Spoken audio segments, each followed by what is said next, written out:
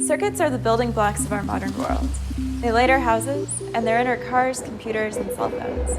But building simple circuits still looks like this, or like this. We thought that we could do better. We wanted to make building circuits as simple as doodling on a piece of paper. No breadboards and no wiring required. So we invented Scribe, the world's first ballpoint pen that draws electric circuits instantly. You don't have to shake or squeeze the pen. And the ink dries instantly, so you don't have to wait 24 hours for a functioning circuit.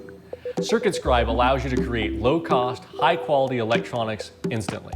We've also developed a variety of magnetic components that snap right into your circuits. No gluing, no soldering, just plug and play.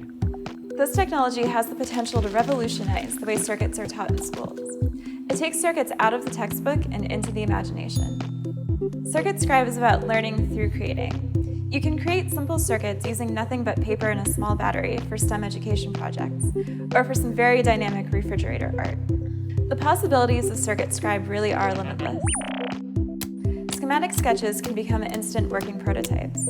Scribe also interfaces with the Arduino and Makey for DIY life hacks.